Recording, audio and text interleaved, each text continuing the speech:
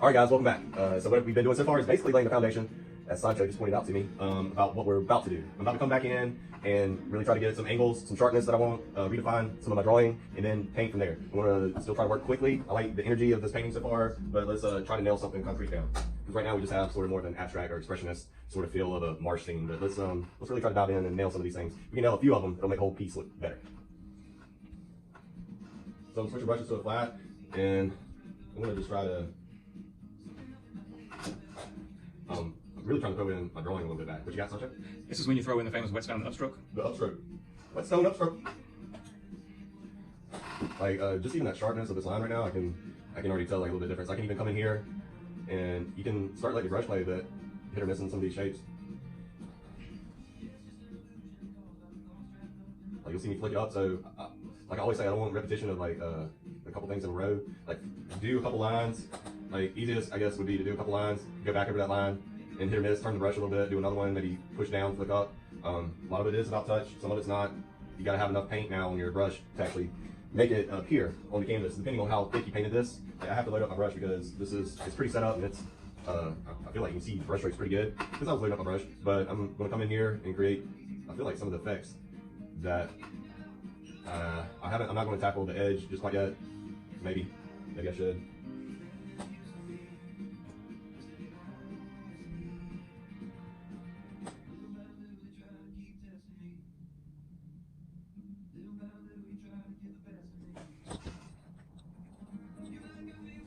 Might help us to even make that bottom slightly darker than anything else. It'll give it weight. See, like I feel like putting in definitely your darks kind of closer to your foreground right now in this painting for sure works to our benefit. It's gonna give us more contrast. The colors are going to be a lot sharper, so we might as well go deeper too. When I say deeper, like just darker.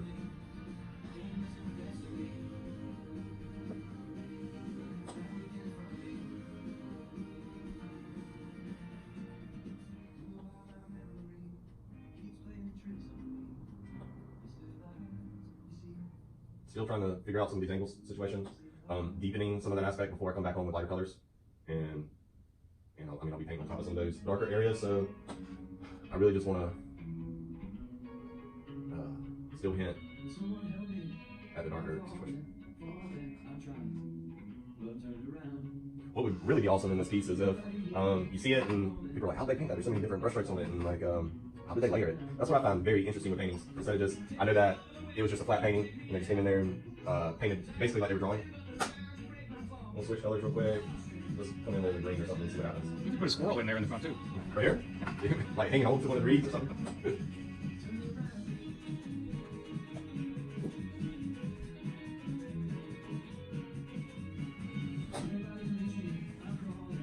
So got a bluish green, or I'm gonna come in and hit, like clean up some of the dark areas, but leave in some of them. It's kind of like you work from dark to light now, or maybe that's what I'm doing subconsciously.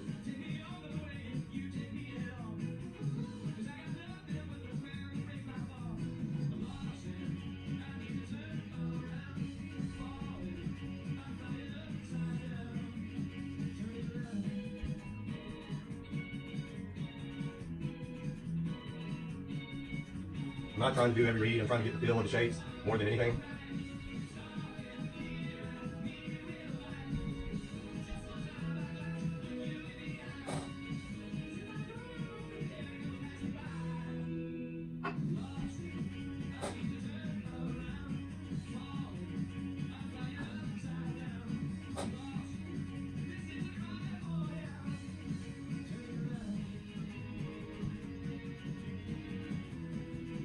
I feel like I've gotten this value a little too dark right there, so I'll come back up and that'll change in a second. I might get back in with that like secondary color sort of to ease some of that tension or the contrast.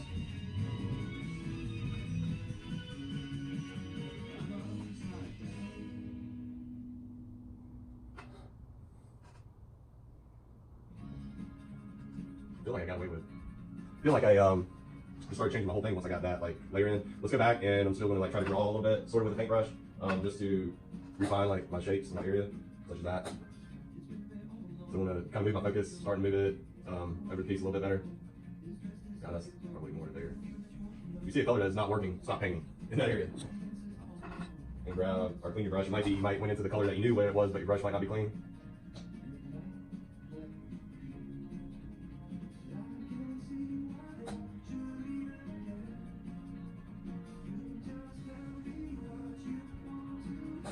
muted color between green and purple.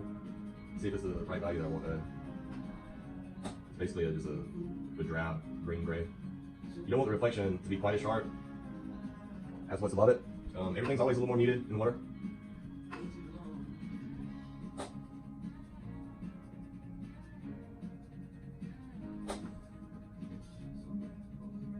But you'll see me throw some lines down. Might use my finger, might blur it, draw out my brush. Even if I had a different brush that had anything on it, or you can come back in with some of the color in the water. But once you touch it, you gotta know that you probably dirty the brush. So one stroke can mean a lot.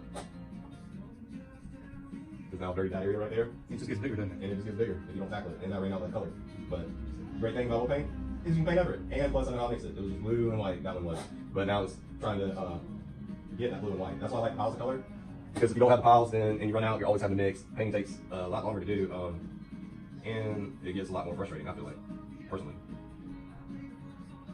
One of the things, like, you can come in with that water, that same color that you had for the water, or maybe even slightly darker, since it is sort of in shadow, but you can kind of come in, and that's not a good brush to do that with. You gotta know your brushes too. Like some of those flats, like after you use them for a while, they'll get splayed out, and they make really good mark making. But then when you want to try to have a straight line, you have brushes are flayed out. So right now this one's okay on one edge, so I can get a nicer like line if I wish. And see how I touched it and my finger was dirty, so I messed that up. But it could be a happy little accident later. Let's keep it going. What time we got, Sancho? We're at 13 and a half.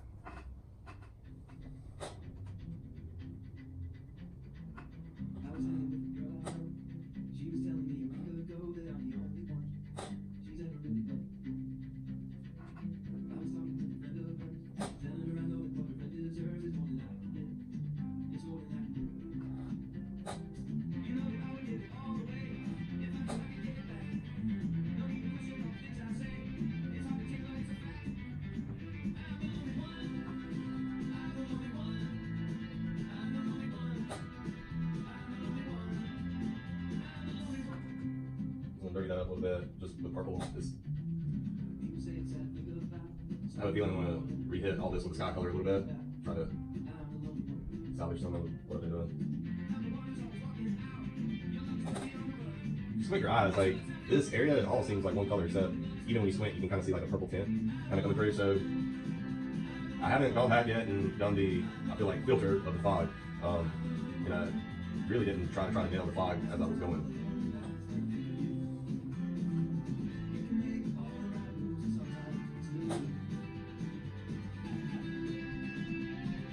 And to be able to paint with a flat on top of the thicker strokes, I'm still like loading up my brush to be able to do that. It's not a, I'm just not, and you see every time my hand goes away, I'm trying to load up my brush again.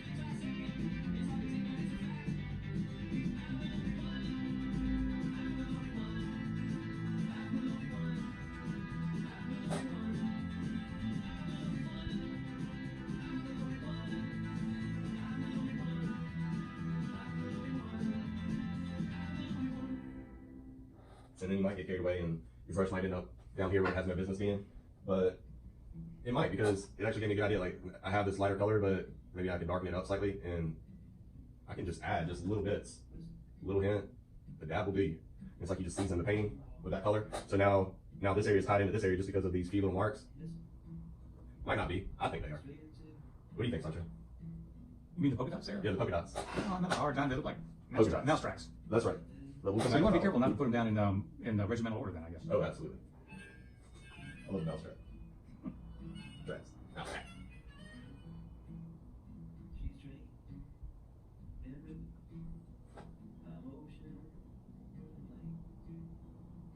So I have a feeling I need to come back and kind of like sharpen things up again. Maybe with my purple, come back in. And I really want to, right now I really want to just make this area feel good. But it might feel better if I might not be feeling that well because I haven't put in, I feel like my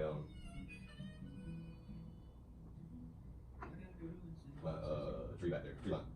Need to use my words. What time we got, Sancho? We're at 1943. All right, so let's paint for 10 more minutes to see where we are at.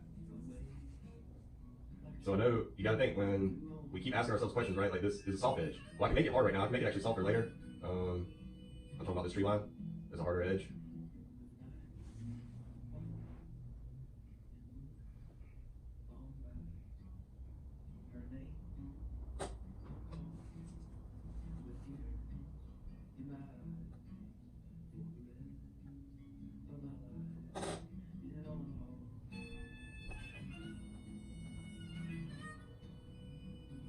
the tree line on the right, you're making it lighter. Yeah, I remember, I am.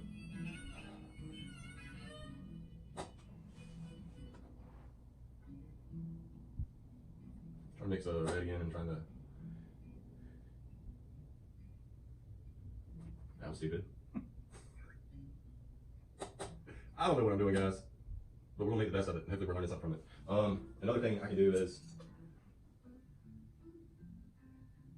I can come back with the sky color, maybe hint that that's a, I don't even know what that. Might be that time that we stop so I can actually look at this thing from a distance and get a grasp on how I feel about it.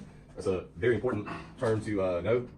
You have to be able to step away, look at the painting as a whole, because we get so focused on each little sections. And not even that, like you'll take a section and I'll take a section that I don't need to focus on, and I'm focusing so much on it when I could just blur it out or smear it. Right now, let's take a little break and we'll come back and finish this thing up in a jiffy.